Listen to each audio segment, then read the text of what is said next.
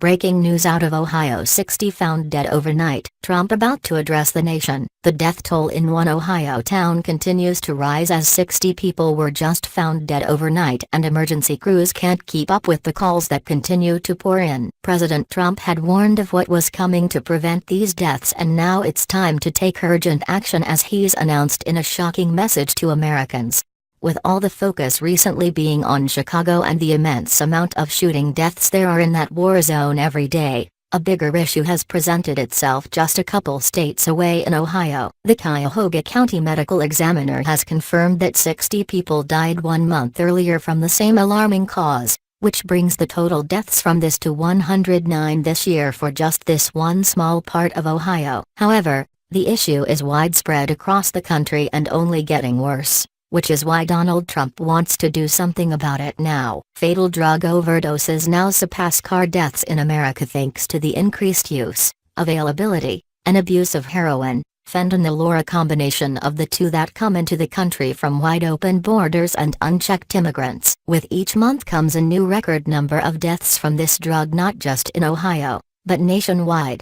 This number could increase because 7 cases are still awaiting further toxicology testing. Of the fatalities last month, 36 were Cleveland residents, Fox 8 reported. Trump is well aware of the opioid epidemic that claimed 52,000 lives in 2015, which was the most amount of overdoses in a single year in U.S. history. This is part of the reason he's wanting to crack down so hard on the border. During his joint address to Congress, the president said that he will build a great wall along our southern border, in part to dramatically slow the flow of narcotics pouring into the U.S. at an unprecedented rate. Our terrible drug epidemic will slow down and ultimately stop, Trump promised in his speech, Vox reported. Although a wall won't stop it completely, he's the first to address the epidemic that's gotten worse while it was ignored the last 8 years.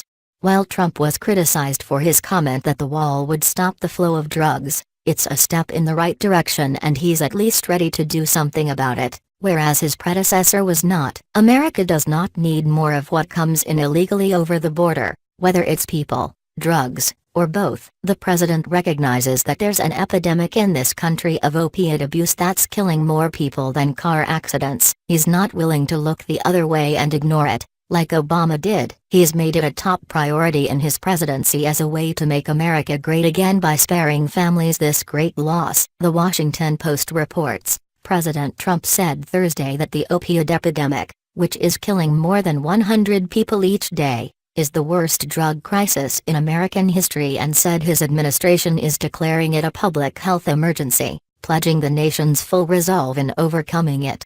Addressing it will require all of our effort, and it will require us to confront the crisis in all of its very real complexity, Trump said during a speech in the East Room of the White House, where he was joined by First Lady Melania Trump and New Jersey Gov. Chris Christie, chairman of a presidential commission on combating the crisis. As Americans, we cannot allow this to continue, Trump said. It is time to liberate our communities from the scourge of drug addiction. We can be the generation that ends the opioid epidemic. We can do it. With Trump's declaration, the federal government will waive some regulations, give states more flexibility in how they use federal funds, and expand the use of telemedicine treatment, according to senior administration officials who briefed reporters on Thursday morning.